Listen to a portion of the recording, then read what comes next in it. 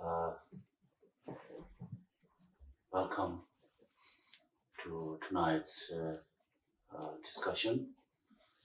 Uh, there are some new faces. To everyone, I would like to extend my greetings. Uh, Tonight's topic of discussion is on the application of meditation in our daily life.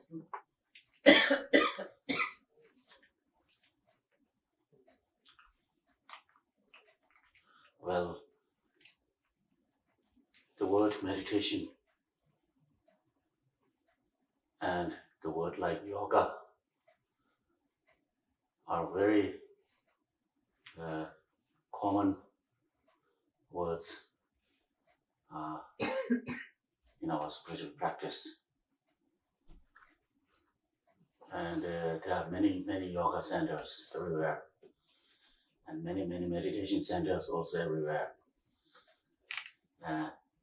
Seem to be growing, and in some parts, yoga centers and meditation centers are competing each other. Seem to be competing with each other.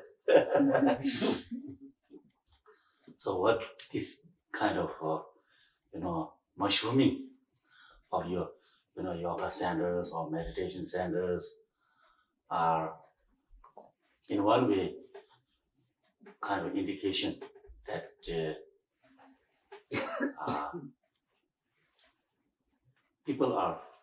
more and more people are searching for something that is not available in, say, in the education system or in their daily life.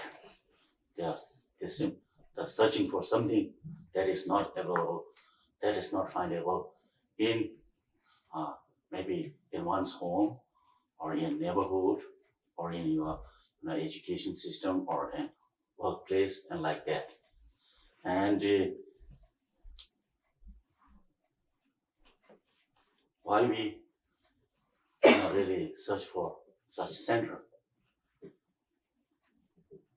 is to have some kind of experience, especially at spiritual level, which we do not get this kind of experience in our normal daily life. So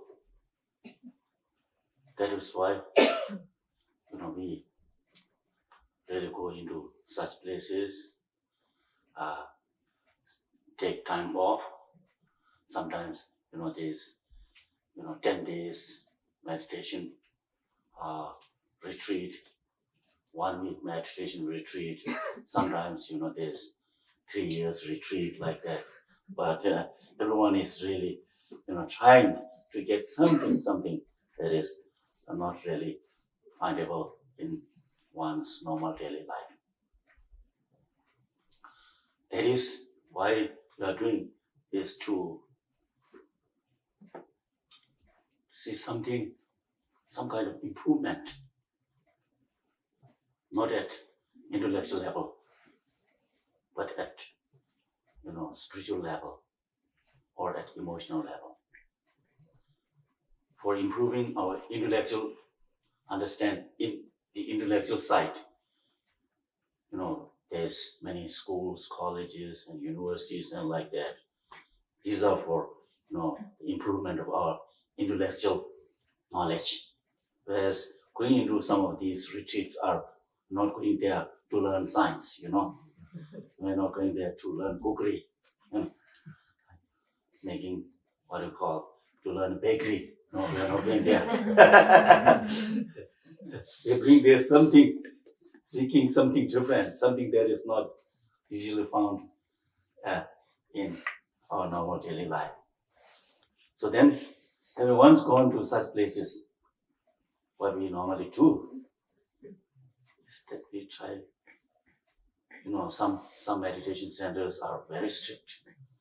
you have to remain silent for 10 days, only 1 day meal, get to vegetarian, maybe vegan too, vegan for 10 days, like that, right?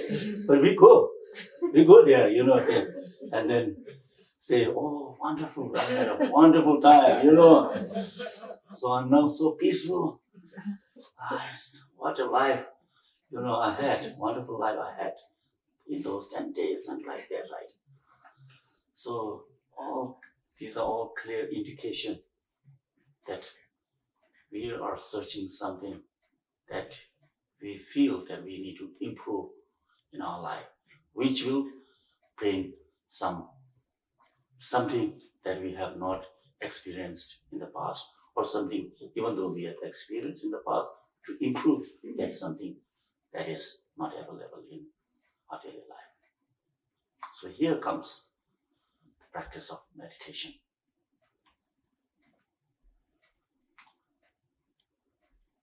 In some meditation centers, there is what is called as karma yoga, right?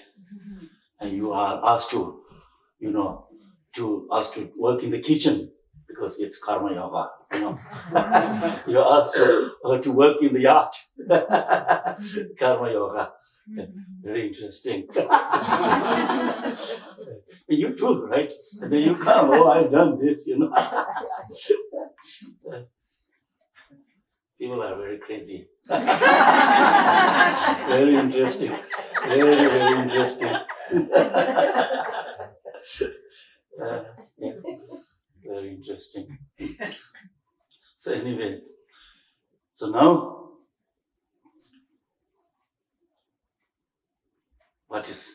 we need to understand, because we need to understand what is meditation, because we go there to do meditation.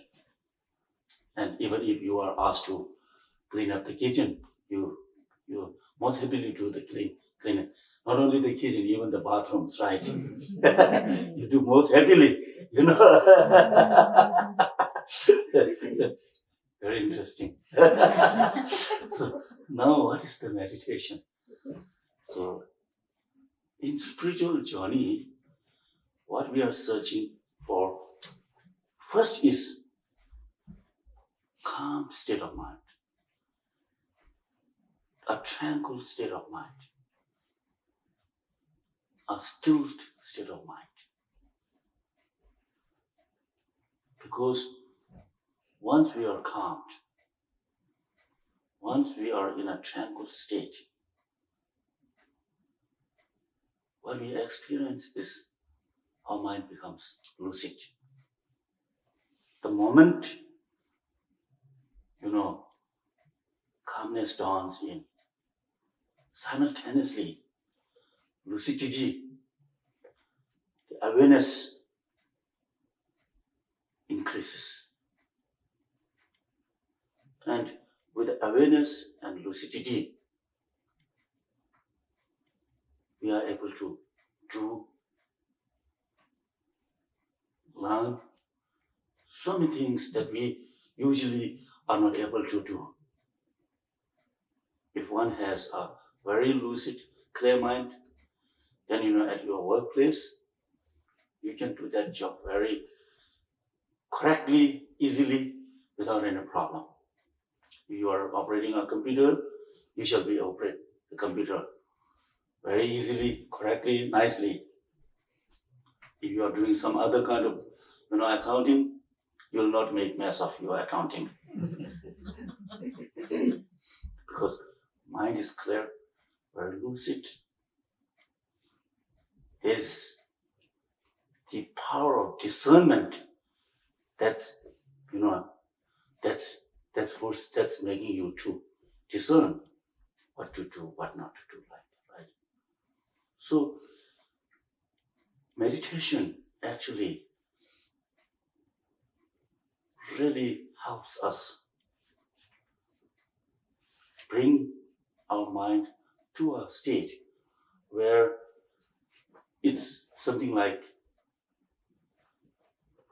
having a panoramic view from a high mountain. you can see far ahead, far ahead. You can see everything so clearly, so lucidly. That's within, right in front of you. So in meditation, what happens is that you are asked to say, focus on one, for example, one particular subject. Take the example of like breathing, which you have just done. It's a technique that teaches you to remain focused from 1 minute to second, 2 minutes, to 3 minutes, 4, 5, 6, up to 15, 20 minutes. So focused, so single-pointedly concentrated. That is why in meditation, for meditation in Tibetan term, we use the word gom. Means familiarize, cultivate familiarization, acquaintance to an object you meditate on. To an object you meditate on. Not just few minutes, not just for 5, 6 minutes, not just for today, but for tomorrow. Not only for tomorrow, but for weeks, months, years, like that, whereby one shall be able to gain what is called as a very high degree of concentration. A very, very high degree of concentration. There's many levels of, concentration, and a highest degree of level of concentration is called Shine. Shine means calm abiding.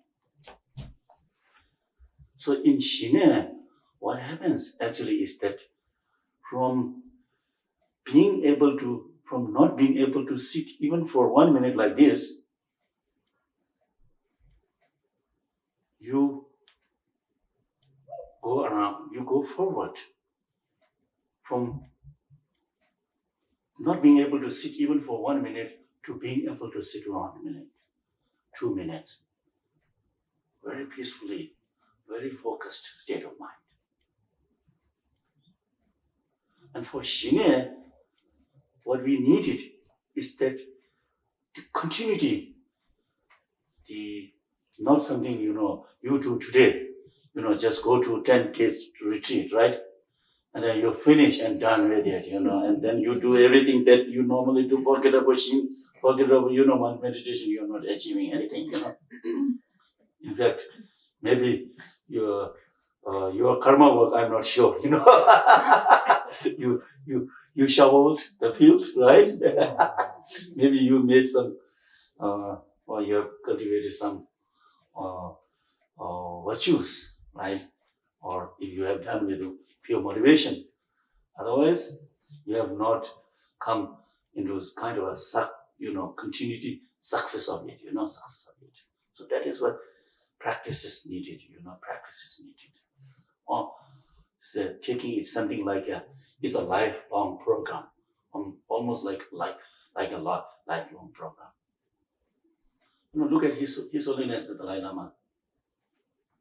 Wherever no matter wherever he goes, wherever he travels, he's so disciplined, so routine with his, meditation practice and other activities that he last time, recently when he was in Atlanta, in the public, he mentioned that wherever he goes, no matter,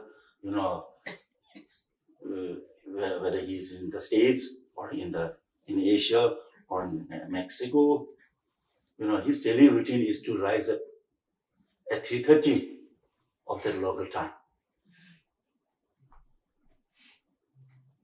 So disciplined. So disciplined, right? And then he does meditation and prayers and like that from 3:30 to up to 2-3 hours, That's continuously. So that is why, when he gives teachings, it's just everything comes about in a spontaneous way, right? Spontaneous way.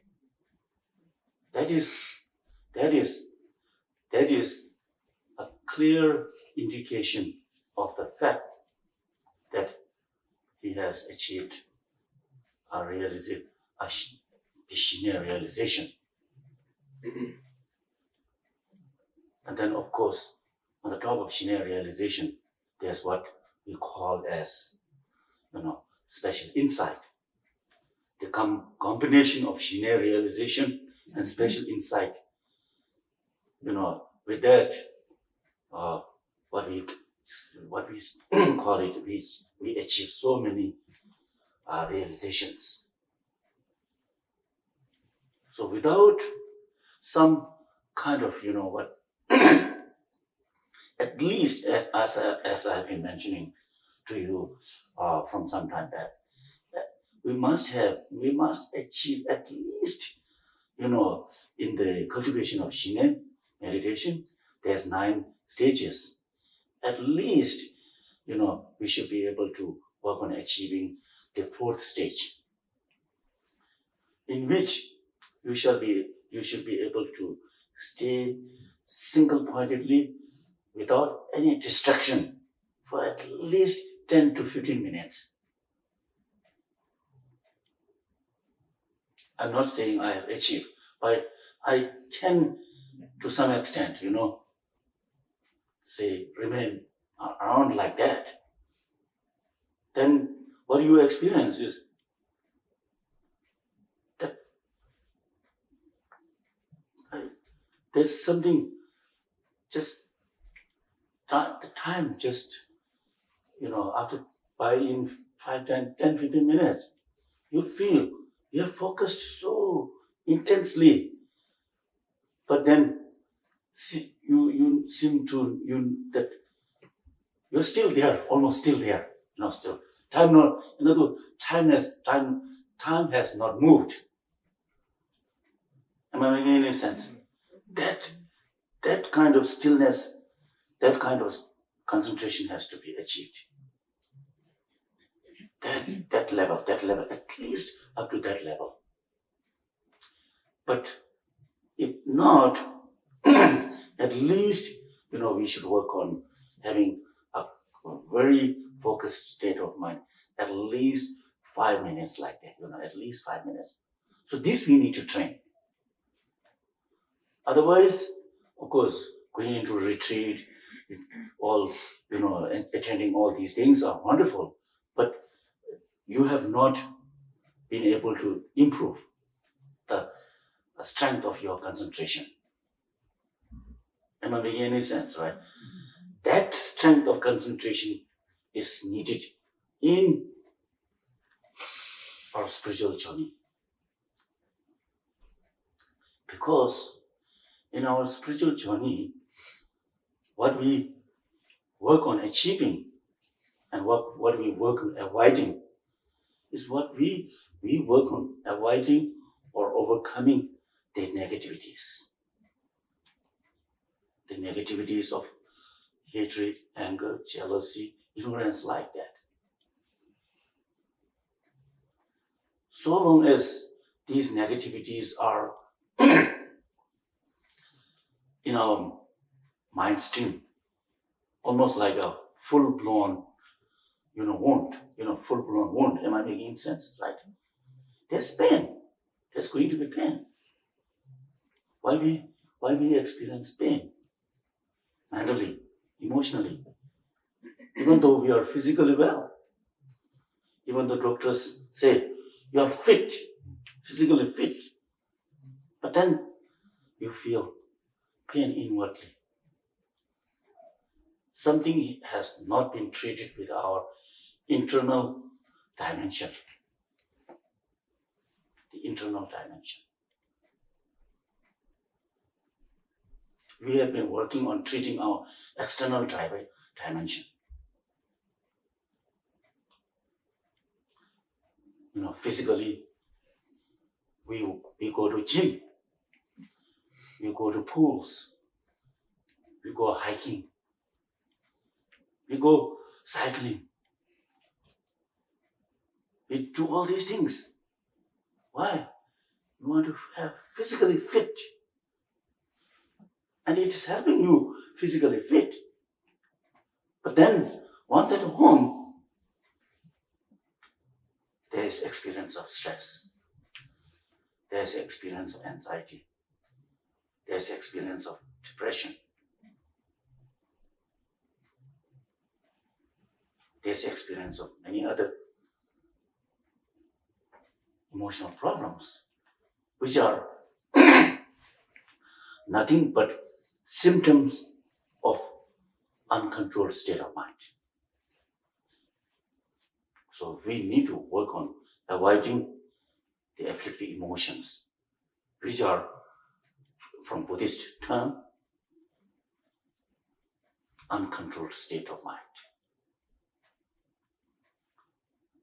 How we can control? Only through meditation. Only through first finding peace and tranquility in our mind, mental state. Then treating these symptoms along with actual root of these internal diseases. So we need to do two things in our life.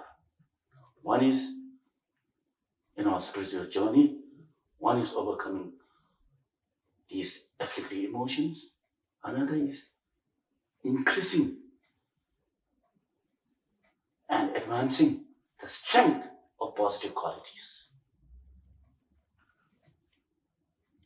such as kindness, compassion, sense of loving and caring for others. As I've always been mentioning to you, sense of loving and caring has to start with yourself too, from yourself, which I've been stressing from many times. So how to go? That is where meditation comes.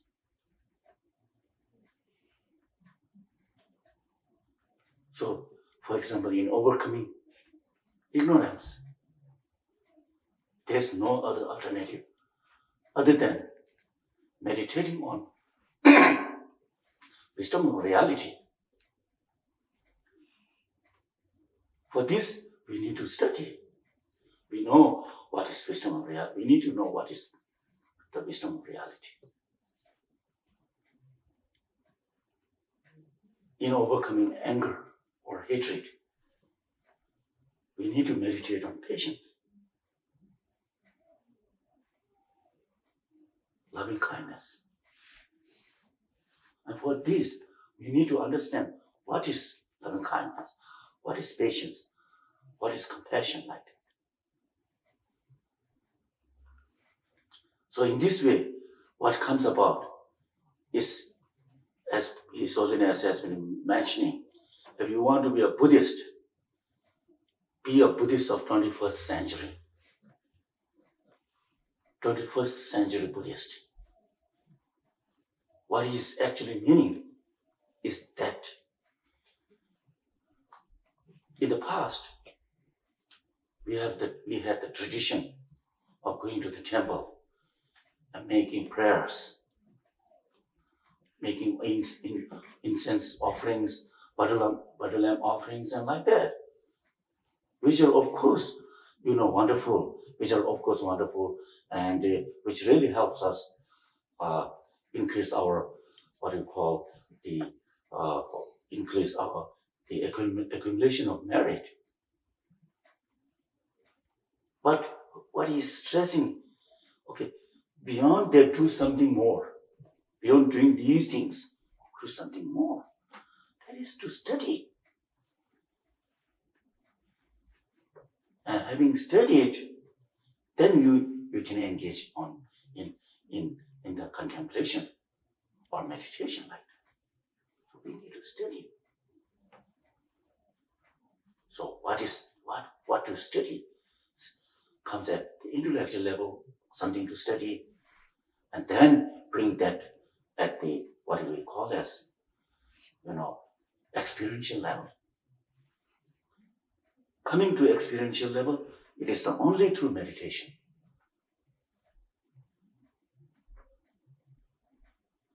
So that is why in the Buddhist terms, we have what is called as in meditation, one thing you can do is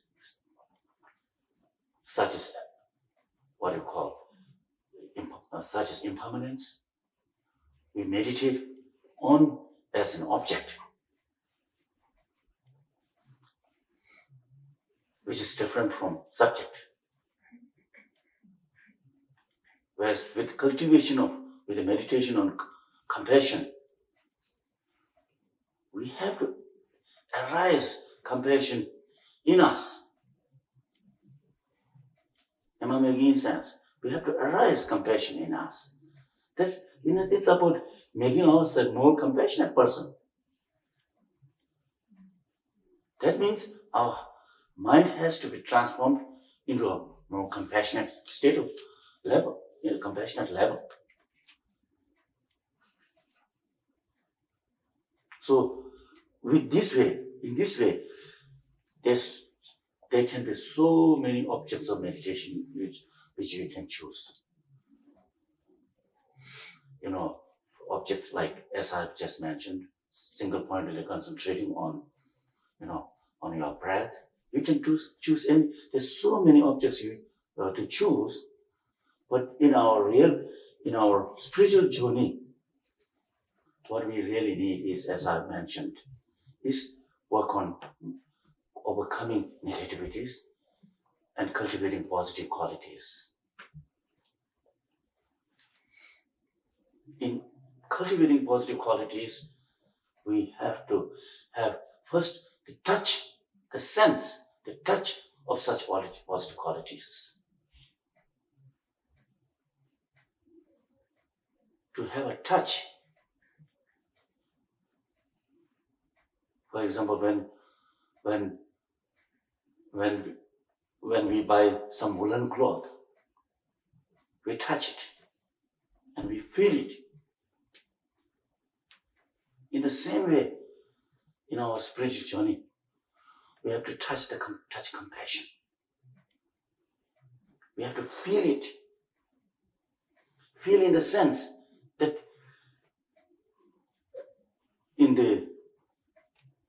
in certain kind of level, when some meditators are able to generate a deep sense of, deep, what you call, profound level of compassion,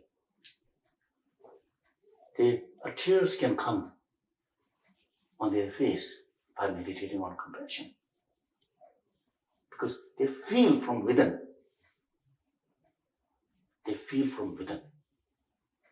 Such level has to be cultivated. So, to achieve to such level of realization, what we really need is that the practice of meditation in our daily life.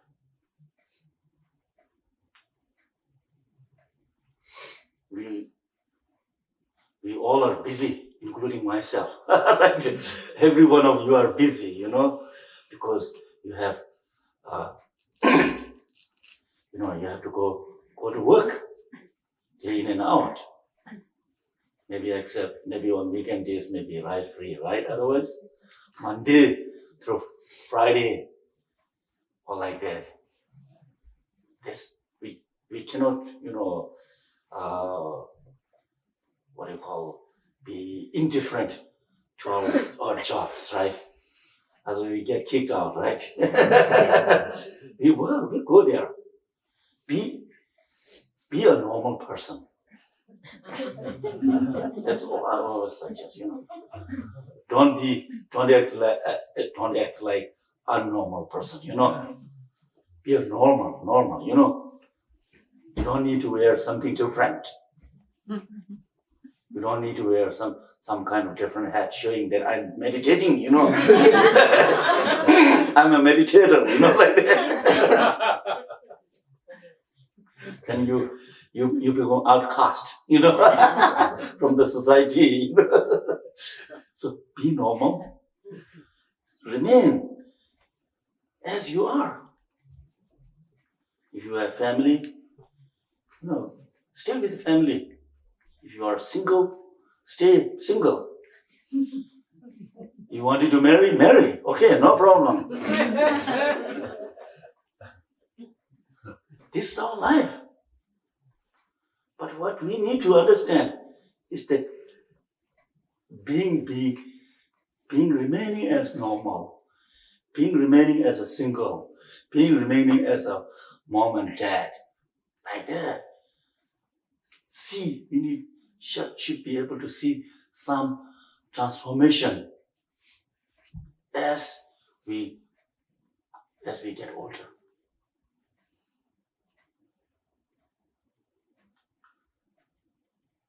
If that is achieved, you have led a very beautiful, normal, life, and also you have achieved something wonderful.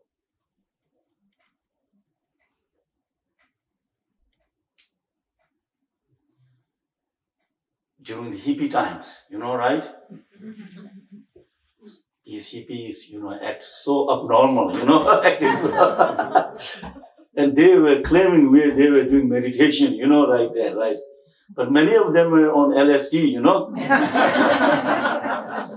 marijuana, like that, yeah. Yeah. In Dharamsala, many hippies came in 60s. Many even lived in caves, But what they were doing was they were doing marijuana, They were not meditating. But they were saying they were doing meditation, These are abnormal, They're totally abnormal people, They're not doing the normal, what we humans are doing, what we humans are doing. So many of them achieved nothing. Instead, ended up becoming, drug addicts, or like that. When we look at the history of hippies, we know, right? They thought that they found the path, and that too spiritual path. The Woodstocks, right? Where hippies started right there, right? Came to Dharamsala, the hippies, right? With guitars, Interesting, very interesting. We at that time, we would have a flea market, They started by hippies, and they would sell brownies and apple pies, like that. They would tell it's homemade, homemade brownies and homemade apple pies, and they would gather together and play guitar and like that, and then to this marijuana and like that, right? So many of them, hundreds and hundreds of them, ended their life without not achieving anything. But from amongst them, quite a number, really stayed, got in touch with some wonderful teachers, Buddhist teachers, and became really wonderful practitioners, renowned scholars. Interesting, right? How they choose the path, right? Renowned scholars. Even these days, we know some of our, most renowned Buddhist scholars were ex-hippies, Very interesting, very interesting. Like that. So be normal, keep your family in a wonderful way, serve your family, stay in touch with the society. One problem what I notice in the West is that some practitioners claiming to be, practitioner, and then they dump their, kids, they dump their family, and then they go somewhere else, maybe under some gurus or with lamas and like that, under their feet. They're dumped there, right? And over there, they achieve nothing. They have dumped their everything, family, no nothing. And in the end, no nothing, no family, no teacher, no nothing, no money even, right? So these are not totally incorrect way of practicing spirituality.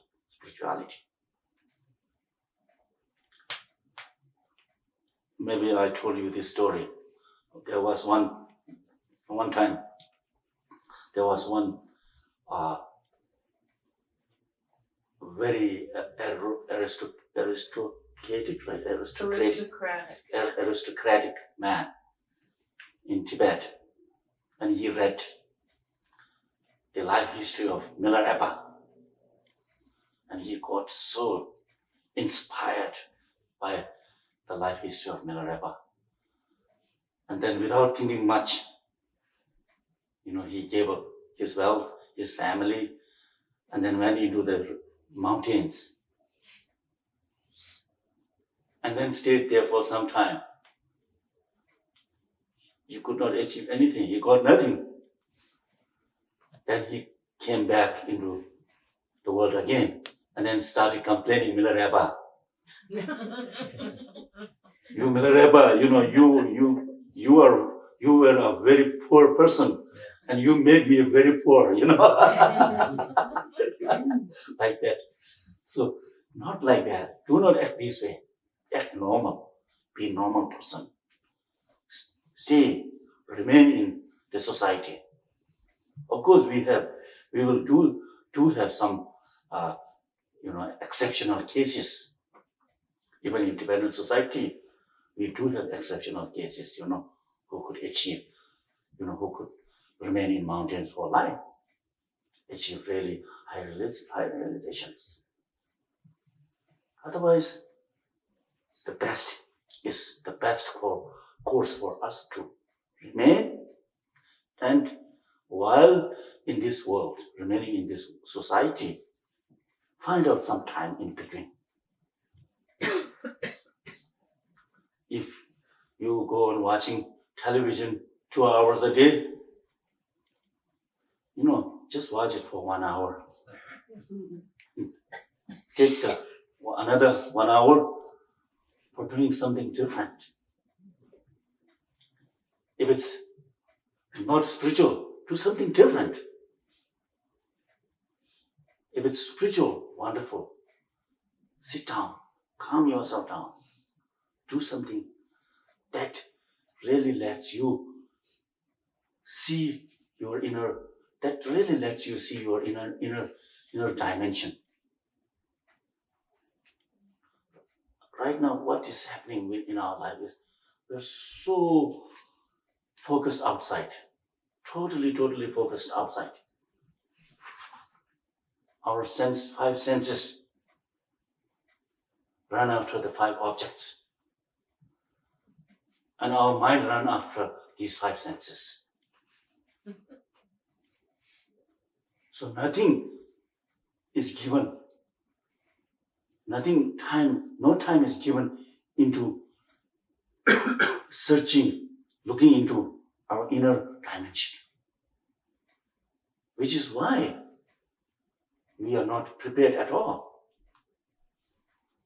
Which is why we are not, because of that, for example, we have not given any thought about death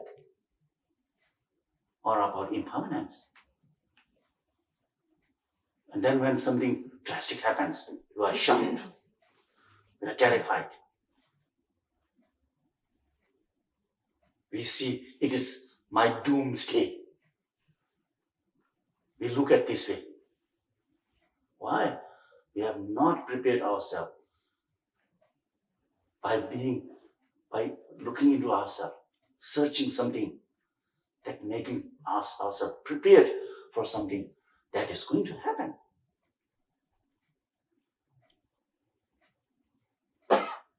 For example, when we look at our old age, now I'm already 60 years old. Look at our old age. If the old age comes in one shot, no, then nobody will be able to, what you call, stand. Completely shocked, But the old age is coming minute by minute, and time by time, and never give any thought to it, right? Right? And then when we start feeling something, pain in knees, and then even if we have some pain in knees, we don't see it as old age, I'm still young.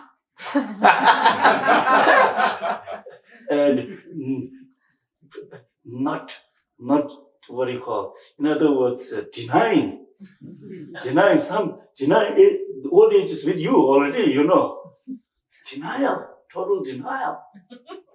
Then what comes next is the death. That's it, that's it. It strikes you. Non-prepared totally.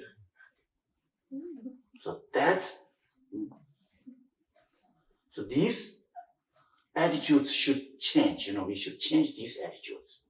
Come into terms what actually the world is like. What's actually the world is like. What actually that is surround us.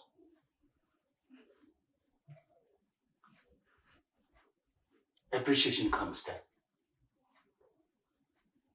Because we are prepared. It's not going to be a shocking thing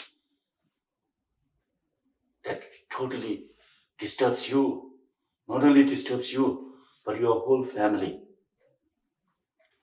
So there comes the practice of meditation. Give a slot from your time to meditation. Even if it's, say, 5 minutes in the morning or 5 minutes in the evening, give a slot, right? Slot. Am I making sense? Slot. Do every day. Whatever meditation you want to do it every day. Do it every day. If you are doing breathing meditation, do it every day. If you are doing some more sophisticated meditation, do it every day. Then you will see some result. In this way, improvement, you can just notice to yourself. For example, by doing, say, this breathing meditation, you will notice if you do it every day, just by sitting, by sitting, you will feel relaxed. Just by starting to sit down. Because what is happening is you are not letting your mind distracted by anything else. Because I'm here. And then you can really, really settle down. You can really calm yourself down. And then this is all about meditation. Just meditation. Because we are transforming our life. We are transforming our thought. Seeing we are mending our, life. And by doing such things, slowly you will have more enjoyable life.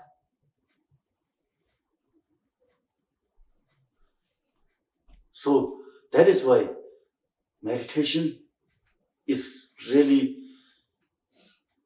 core thing in our spiritual journey. Of course, learning, reading textbooks are wonderful, but without doing some kind of meditation, you will not see any kind of experience, any kind of experience. So it is the meditation that is. So we can say meditation is really helpful for our immediate well-being. It's like a cornerstone for our immediate well-being, for achieving liberation, and then finally for achieving the state of enlightenment. Without meditation, we will, if we read the text, we shall see, without meditation, without achieving some state of union of calm abiding and special insight, we shall not go further than what is called from, there's 5 levels of, Mahayana path, right? For example, the path of accumulation, path of preparation, path of seeing, and path of meditation, and then path of, no more learning or enlightenment. Without meditation, we shall not go further than the path of accumulation. Because in order to reach to the level of path of preparation, the union of calm abiding and special insight has to be achieved. So meditation is needed in our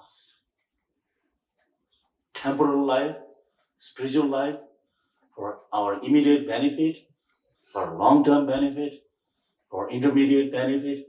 And it's such a wonderful tool for our spiritual journey. So with this, I want to stop. I thought we can have more discussion, like that. We can have more time for questions, like that, Yeah. Any questions? You're most welcome. We can discuss. Or any kind of, experience, whatever you have with your meditation. If you want to share, it's it'll be really wonderful. It will be really wonderful. Share with our group. It'll be really wonderful. Yes. I notice when I come here for Tonglen on Monday nights, when I was here Monday night, I can't smell it now, but that greenery there is stinky. And it's because after you've been meditating for a while, your senses become more acute. And I don't smell the flowers now, or the greenery, and I don't smell them when I first come in. But after you've been meditating for a while, you start noticing. It's true, very true, very true. Yes. So, does all meditation have to take place, let's say, on the cushion? I know from making art, sometimes an hour can pass that I'm just there with what I'm doing. Is that a meditation? Yeah, it's sorts? Yeah, sure. The artwork, what I see is a very, very meditative, artwork, because you remain very, very focused, and at that time, for example, being yourself an artist, I'm sure when you do some poetry, for example, you are so focused. The more that are able to shape in the way you want it to, the more there's joy in you, and that joy has come out is the result of your stillness, your calm state of mind, and because of that you are able to create that thing. So art is a very wonderful meditation, very, very wonderful meditation. Yeah. but I'm not sure computer meditation. Not very sure, typing on computer, not sure, not sure. Because there's jumping, mind jumps here and there, right? On the computer, mind jumps like a monkey, right? Just this, so makes you more agitated, I think with computer, your mind makes you more agitated. Seems to be, for me at least, maybe some others, I'm not sure. So maybe computer work is not meditative. Not sure. There's some things, painting, then some other artwork. There's, because it's so related, so it's done in such a way, you just focus on it, and that too so patiently, and that too very calm state. Otherwise you will not paint good, right? You will paint, you are going to paint something, say Buddha painting, you will not, if you are not focused, the nose you wanted to paint, maybe different color, face different color, right? You want to paint, medicine Buddha, different, instead of blue, maybe, some other thing color. Yes? Yeah, I had a comment sort of related to hers, to take the meditation with you as you go off of the pillow. I started doing something I think maybe Dalai Lama recommended, which is just smiling. Mm-hmm. And because I practice Tonglen, what I've been doing is doing like little mini Tonglen. Uh-huh. So my whole way home from work every day, I smile at every single person I see. Yes. And it's very interesting what I get back. That's really wonderful practice. That's really So wonderful. that counts, right? Meditation. Yeah, that comes from meditation, That's really wonderful. Yeah, that's really wonderful. So that's, Tonglen, doing in your actual life, that's good, that's really wonderful. Not just on cushion, but you're, off the cushion, you are doing Tonglen, So it's a really wonderful meditation practice. Yes? Me? Yes. I swim and I meditate as I swim my laps, Mm-hmm. and I find that I can get into a very deep meditation just by focusing on going back and forth and back and forth. It's like the walking meditation. Yeah. That's also a wonderful practice, So that's, while swimming, your mind is focused. That's good. So what you are doing, you are doing normal and you are focused, Right? You are being normal, right? People think that you are just swimming, right? But you are focused, That's wonderful. That's really wonderful, yeah. I swim too, but I try to do that, but I lose count. And I always make the mistake of, that must be 12 instead of 10. Yeah. Very good. Yeah, Carol? Yeah. I'm just kind of confused and just want to explore with you, about being normal. It seems like, normal is Costco.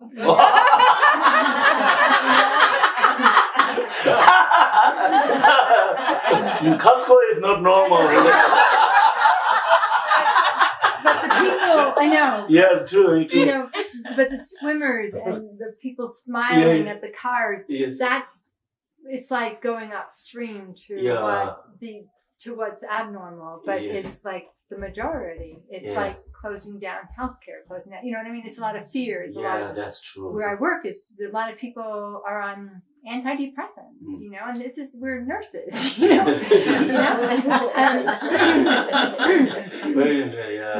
So, and I'm just considering that in relation to taking time off, to practice, maybe not necessarily like Milarepa, but, and maybe not just 10 days and come back and don't do anything differently, but, I feel abnormal because where I go away, for a month or 2 or 3 from the nursing job, and I feel like I'm leaving my friends and coworkers in the trenches, and I feel bad about that. But I also feel like this life is precious, and I want to wake up, and that's my priority.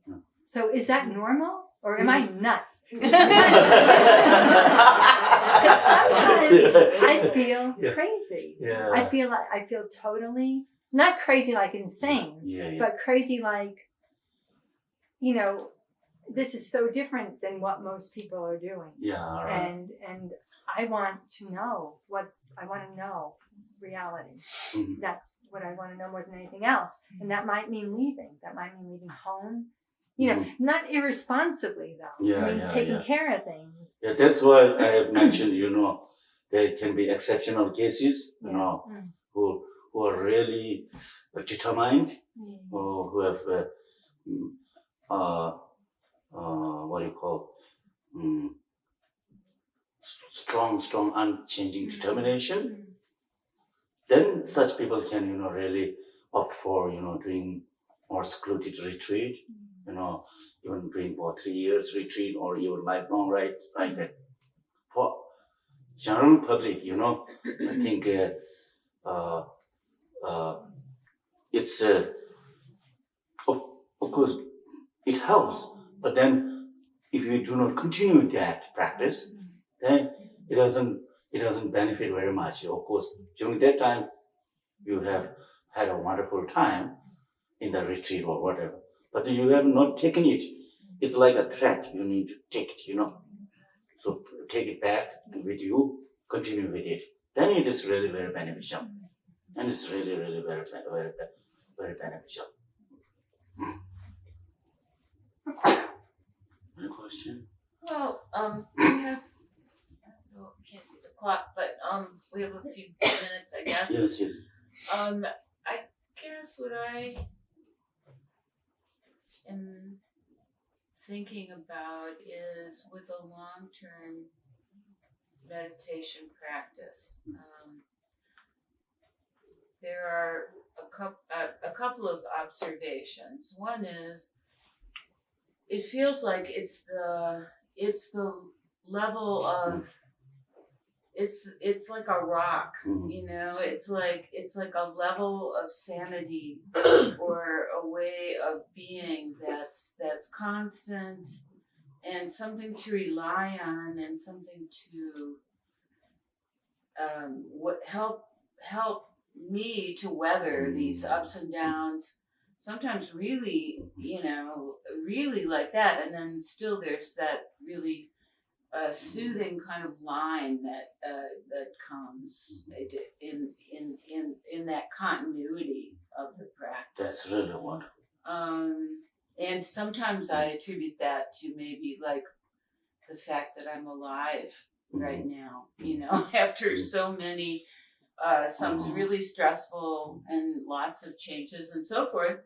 It's like, wow, I was able to get through all of that, relying on that connection, and that just that focus on something that's really worthwhile.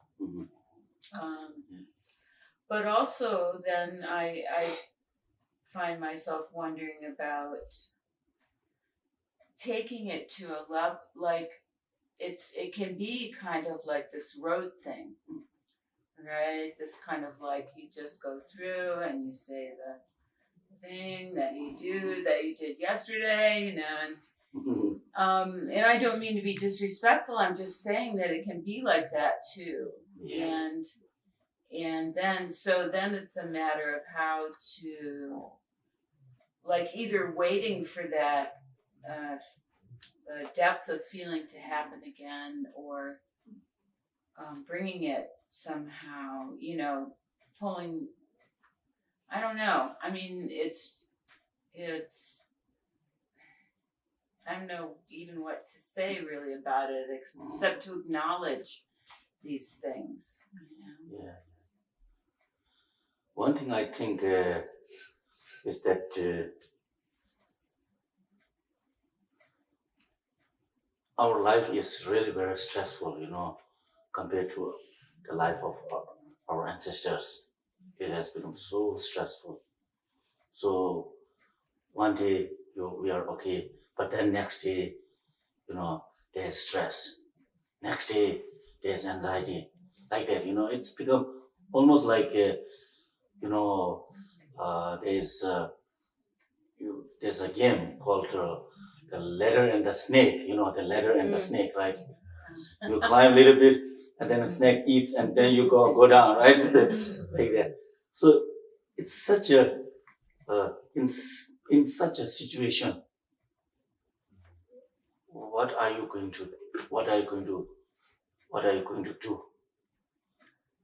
Find some other alternatives, or other alternatives are better or not? Of course, such a situation can happen. You can, go for a jogging. Wonderful. That helps. And you can go for, play some games like that. Helps. These are helps. But many of doing such things are kind of avoiding that situation, not really going to the root, not going to the root. So in this way, it happens. The stress again is back again. The stress is back again because we haven't gone to the root. So now going to the root is really cultivating something, spiritually, some kind of spirituality, which I mean is cultivating more lucid, more, more awareness, inner strength, in other words, dealing with such situations. That comes about only through meditation, through meditation. Inner strength has to come from meditation. Meditation, not I'm talking in Buddhist terms, general meditation. So it's about looking into your mind. That is why the meditation, what is called as the Mahamudra, in which what you are asked to do is just don't think about your past. Nothing about past. No, when you are in that state of meditation, you're not going back anywhere in the past. No, you're not letting your mind go in future, hopes or fears or anticipation. What you are doing is just focusing your mind, moment by moment. Am I making any sense? Mind focus. Mind is focusing the mind. In other words, it's about mind being focused by your own mind. In other words, you are checking your mind. Remain in that still, calm still. It arrives to a level where lucidity, just the lucidity is there. Just the lucidity is there. Remain in that serenity. That's a very, very powerful meditation.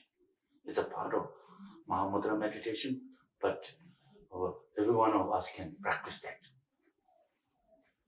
So arriving to such kind of experience, have to start with breathing meditation. In the text itself, it clearly mentions through the preliminary practices, especially the breathing in 9 rounds, 21 rounds, like that. And then change the focus. Having done that for 9 rounds, 21 rounds, you will be checking how much now your mind is in a state of calmness, in a degree, by meditating on breathing. And when you start to notice, for example, in breathing meditation, what we notice is that the air coming in and air going out becomes less and less and less and less. In other words, noticeable, right? And heart starts to pound beat, less and less strength, right? Strength like that, strength. And otherwise, when we are agitated, heart is bump, bump, bump, bump like that, right? That's the clear indication of our agitated mind, agitated heart, agitated. So come down to that level where you yourself feel difficulty in noticing the breath. You will come to that level. Around that time, change the focus to this Mahamudra meditation, just watching your mind. So very, very beautiful practice. Just watch your mind. Like, there's an example, like in the clear autumn night when the moon is, maximum, what do you call, when the moon is full. There's no breeze outside. But you go outside, you look at the moon, you watch the moon. There's some kind of, joy in watching that moon. I sometimes do in Dhamsala, especially in autumn, I go out and watch the moon. There's something interesting. Similarly, this kind of thing has to happen in you. Your mind is like a moon. You are watching it. You are just looking at it, focusing at it. Oh, that joy becomes inexpressible. Because you have let go all the past. You are not letting anything coming in future in your thoughts. Very, very, the most, in other words, present moment. That is a very, very powerful experience. Right? From any sense? Yes? Geshe, when you describe these meditation experiences, they sound wonderful, and it's very that feeling that we get when we do these practices is really so profound and beautiful. But I guess I'm also feeling like in a deep meditation practice, I almost feel as though you're plugging in to something, like I don't know if it's a collective energy. Like if we say, what if we all got up at 3:30 in the morning and we tried to meditate at the same time as Holiness was meditating? Would we sort of be there with him? Is that kind of an effect of one's meditation practice? I think you can connect mentally, of course, you can connect mentally, spiritually, that His Holiness is also meditating. Now I'm also doing the same, around the same time, like that, So you're mentally connecting with Him, and that brings you inspiration. Not only also wonderful inspiration, also I think that can bring you some kind of energy too, wonderful energy to you, because the example is His Holiness, and you think that now he's right now in deep meditation, right? So that is why, for example, when we read the Heart Sutra, there's the Buddha in deep meditation, and the Shariputra and Mangalputra are inspired by his deep meditation. And then there is Avalokiteshvara inspired by his deep meditation, right? Like that. That's possibility. That's possible. Yes. But on that note, I think that Carol shouldn't be guilty about leaving other people behind when she goes on retreat, because Oh. they see her when she comes back. Yes. And when I go on retreat from work, I come back and people say to me, "Oh, you've got your retreat glow on." Oh, Your special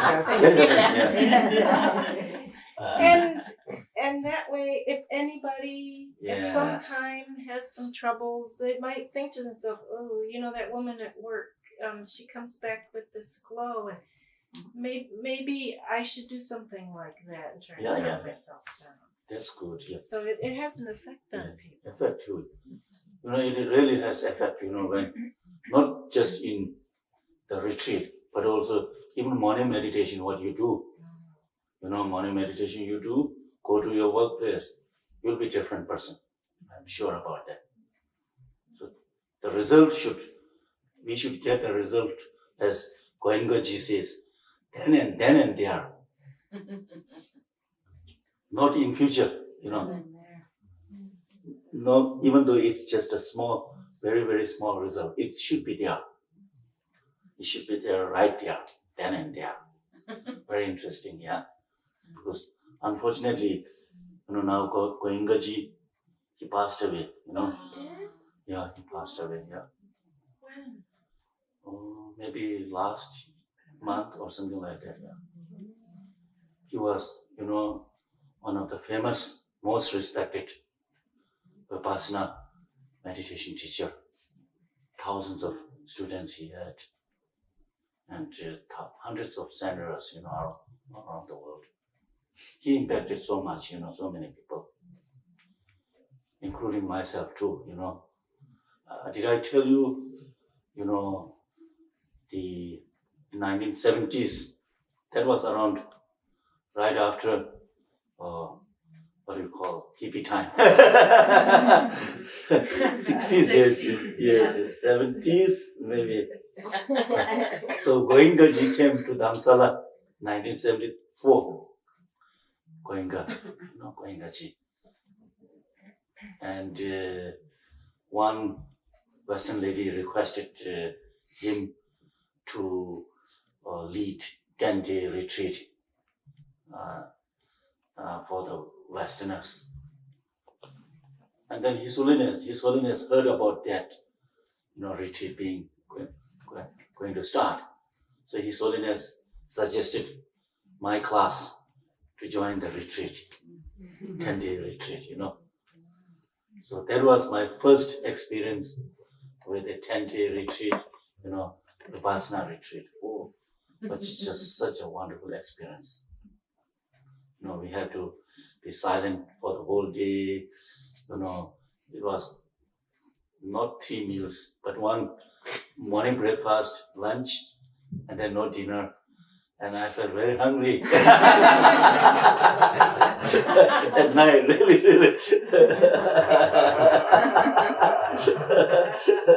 But there was such a, from him I learned some really, really basic, interesting things about mindfulness, which I use, which I teach, which I taught actually to, as I mentioned last time, to a group of women who were suffering from PTSD and like that, Very, very helpful. Very, very helpful. I want to improve my meditation practice, but I have gotten tremendous benefit from applying the 8% training mind every day. Just whenever anything comes up. And I guess it's not really meditation, but it's when it stays with you. It's done tremendous benefit, calmness, and I think lucidity. I also do the same thing like you. Whenever, especially, in fact, I recite these 8 verses every day in my prayer recitation, and I really get strength from it. And I think I related to you about the story of my 8 verses training. Is that there was in around 69, 68, something like that. There was famous, really highly respected Nyingma Lama named Kuno Lama Tenzin Gyatso. He was actually His Holiness teacher. This Lama gave the oral transmission of Bodhicharya Avatara to His Holiness the Dalai Lama. Many other oral transmissions. So we were just, myself was maybe around 14, 15 years old. But by somehow, so he came over to the school where I was studying in Masuri public school, and he gave oral transmission of 8 verses. And that really, although I could not understand what really was happening, I felt special, some kind of, connection with this master. And then later on, I came to realize that he was not just an ordinary guy, like old, thin. He was old, very thin, and his robes were very,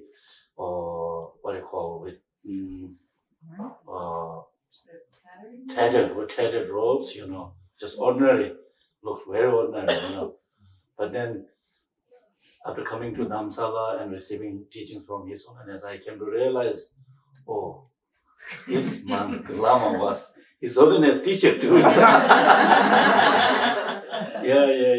very interesting. So at that time, I felt special. He gave the oral transmission of 8 verses. Wonderful. Okay, we stop here. Okay.